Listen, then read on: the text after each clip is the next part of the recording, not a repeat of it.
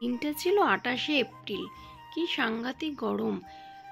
মুসলিম bride তো দুপুরে সাজানোর কথা, এবং আমি যখন রাস্তায় বেরোই দেখি যে ভীষণ রোদ, লোক সংখ্যা খুব কম, নেই বললেই চলে। যাদের একান্তই দরকার তারা ছাড়া, যেমন আমি আজকে আমার না বেরোলেই হবে না, কারণ কি ব্রাইড আছে। তো আমি এসে দেখি ব্রাইড এখনও অবধি রেডি হয়নি। আমার টাইম ছিল 11:30 থেকে 12টার মধ্যে ওর কাছে, ওর লোকেশানে পৌঁছে যাওয়া। তো গিয়ে দেখি ওর বিয়ে পড়ানো হয়নি। বিয়ে পড়ানো যখন স্টার্ট হয়নি, তো তখন ও বলল, দিদি তুমি একটু বসো, বিয়ে পড়ানোটা কমপ্লিট হবে, তো তারপরেই সাজবো। আমি ওকে বলেছিলাম বিয়ে পড়ানোর আগে একটু টুকটাক কাজ করে নিতে, তাহলে একটু আগিয়ে থাকবে। তো যাই হোক, বাড়ির লোকের পারমিশন না পাওয়ার জন্য বিয়ে পড়ানোর পরেই ওকে সাজতে হয়েছিল।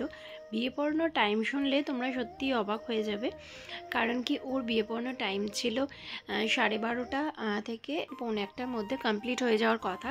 তো ওর যখন বিয়ে পড়ানো হচ্ছে না টাইমের প্রবলেমের জন্য, যে না হবে না, এখন নয়, 1টার পরে, নামাজের পর, এরকম বলার চলছিল। তো আমি ভাবলাম যে 1টার মধ্যে নামাজ হবে, তো তারপরে 1:30টার মধ্যে কমপ্লিট হয়ে যাবে। কিন্তু বিয়ে পড়ানো কখন হলো জানো? একদম 3টের পরে, মানে ওর বসতে 4টে বেজে গেছিলো সব কমপ্লিট হতে। তো বিয়ে পড়ানো কমপ্লিট হওয়ার পরে 4টে থেকে ওর মেকআপ শুরু হলো। আর তেমনি গরম, মারাত্মক গরম। আর ওর রুমটা ছিল একদম টপ ফ্লোরে।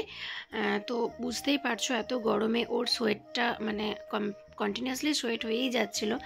আর তার মধ্যে আবার এসি ছিল না সেই রুমটায়, কারণ কি যে রুমে এসি ছিল সেই রুমে অনেক বিয়েবাড়ির লোকজন ছিল।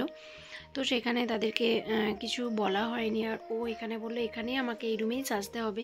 তো কতটা চাপ বুঝতেই পারছো, যে নন এসির মধ্যে এত গরমে এত ঘামছে, তো তার মধ্যে মেকআপটা বসানো।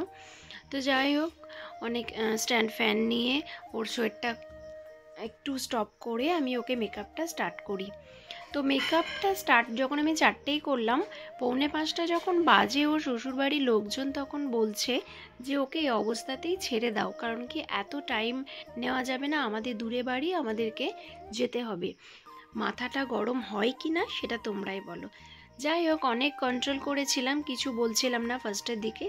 লাস্টের দিকে কিন্তু যখন ভিতরের মধ্যে এসে ওনার শাশুড়ি মা, মানে ব্রাইডের শাশুড়ি মা এসে বলল, আমি যদিও জানতাম না ওটা ওনার শাশুড়ি, তো যখন দেখলাম যে এসে বলছে যে আমার সব কিছু কমপ্লিট হয়ে গেছে, হেয়ারটা জাস্ট ফ্রন্টটা বাকি আছে, তখন বলছে এই অবস্থাতে ছেড়ে দাও, আর করার দরকার নেই, মোটামুটি একটু বেঁধে দাও। তো সব কিছু কমপ্লিট করার পরে যখন এরকম ইনকমপ্লিট হয়ে ছাড়তে বলে, তখন কতটাই না খারাপ লাগে। তো সেরকমভাবে তো আমি ছেড়ে দিতে পারি না।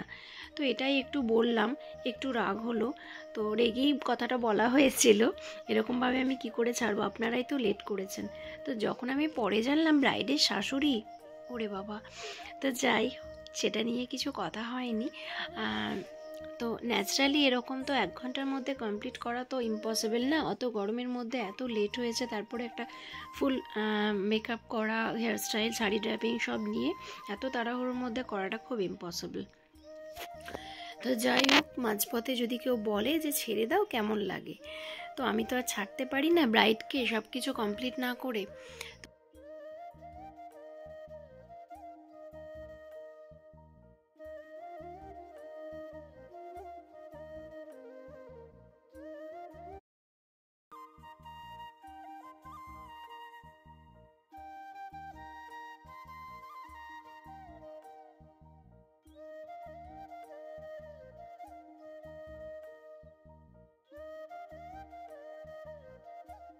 আমার এই মিনি ব্লগগুলো তোমাদের কেমন লাগছে অবশ্যই জানাতে ভুলো না কিন্তু। তো ভালো লাগলে অবশ্যই চ্যানেলটাকে সাবস্ক্রাইব করে দিও, আর লাইক, শেয়ার, কমেন্ট করো। আবার দেখা হচ্ছে নতুন কোনো ব্লগ নিয়ে, নতুন কিছু টপিক নিয়ে। ততক্ষণের জন্য টাটা।